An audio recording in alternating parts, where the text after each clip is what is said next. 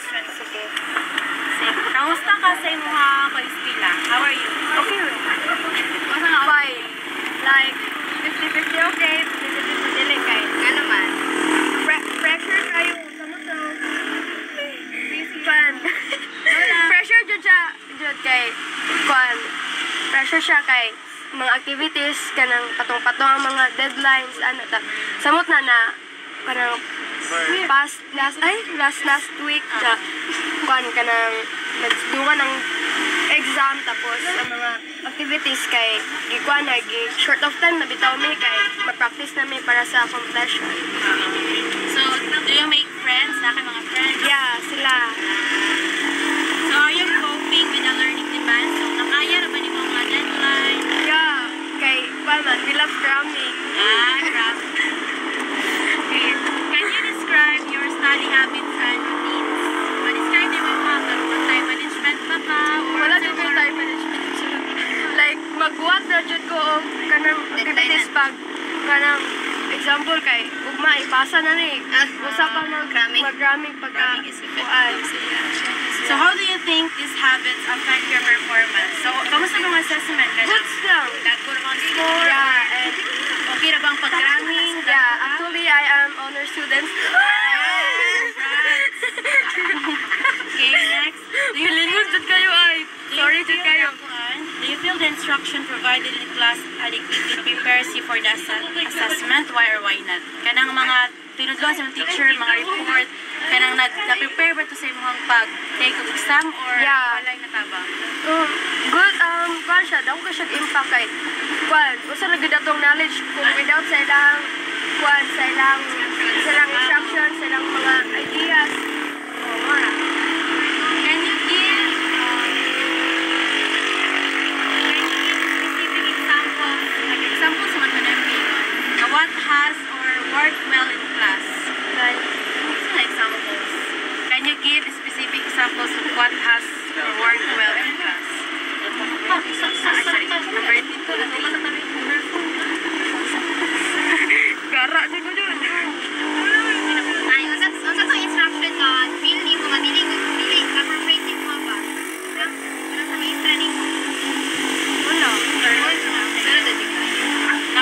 Naktawan ako number 2. How do you typically prepare for assessment?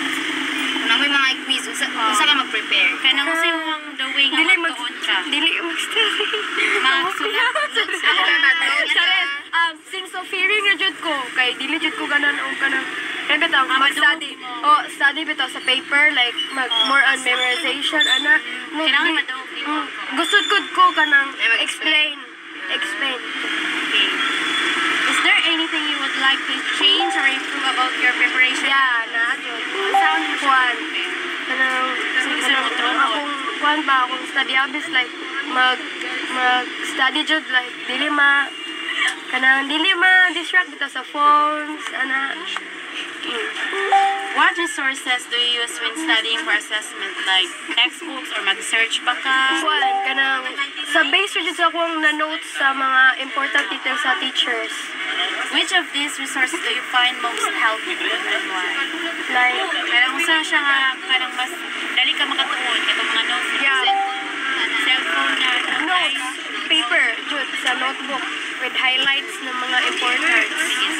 Do you feel that the assessments accurately reflect the material covered in class? Do you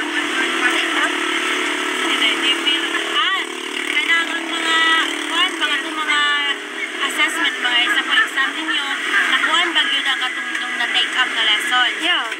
Ikaw jud. Pero sometimes kay dili tanan. Can you provide example of an assessment that you feel did not align with the class material? Kanang napay mga uban nga dili ma-align sa inyong gitun-an? Like, sa example? Wala naman. Kanang gipigin sa maestra nga, dili na dadalay sa iyong lesson. Layo na siya ba? Wala na. Nakakuan na siya na align. Okay. How do you manage your time in balancing schoolwork, extracurricular activities, and personal responsibilities? Gusto jud kayo i-balance jud.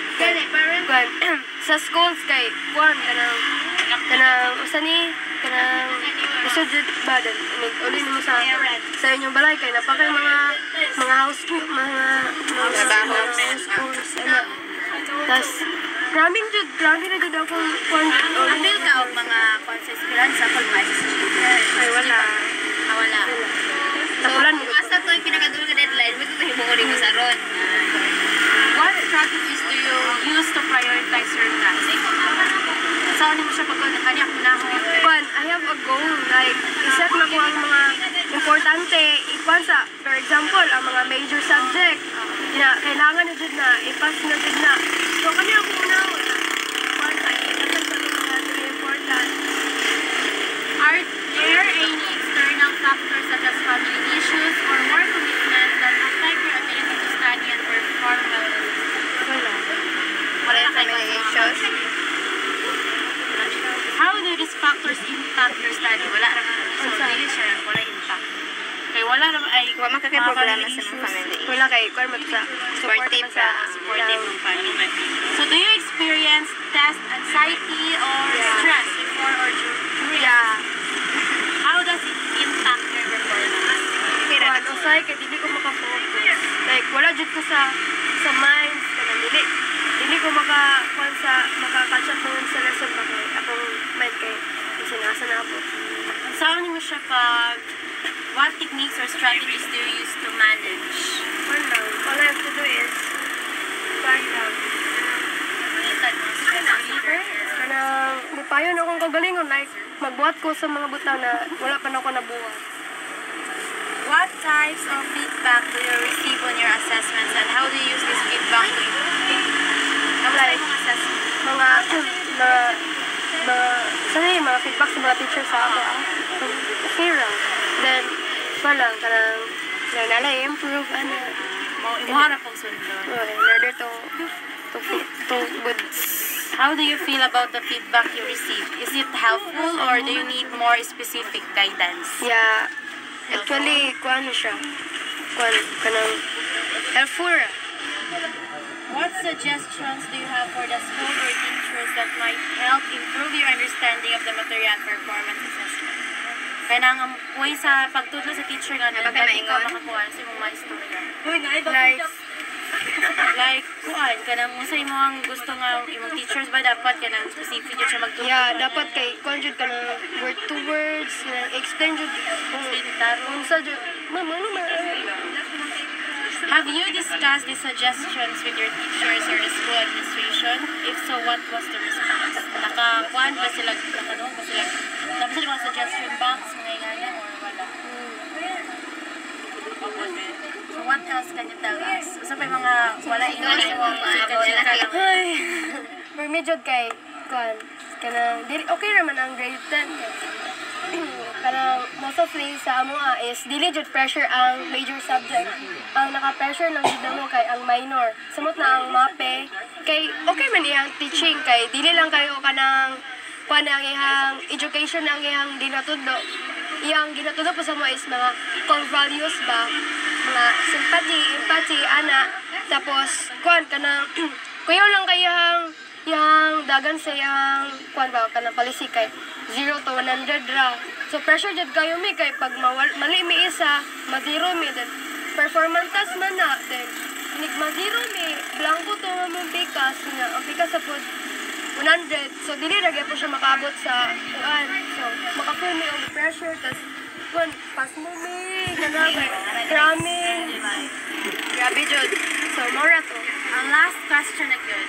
Kana unsa ka factor nga, di ba po ta permitting nga tag-as yung mga scores nga. So unsa ka paminaw nimo nga nung gagmay mo score ang high? Tungod sa sometimes kanang kuan kanang problem sa kagalingon like dili syempre kay tawo ra man tagod diba nang usay dili ko makasabot usa di akong problema ana ba kasi pati sa imo ang kagalingon nga ikaw sa imong kagalingon dili ka makasabot kung sa didas mo Imong study habit, kanang cram-cram di mo, maka-factor kung nasa isang mo score. Usoy kay kanang usay kay mag-ramming ko dos kanang nami quizzes pagkaugma dili na ko maka-focus kay kuana walay tulog kanang dinar Hindi na ako makapaminaw og taray. Okay, thank you very much.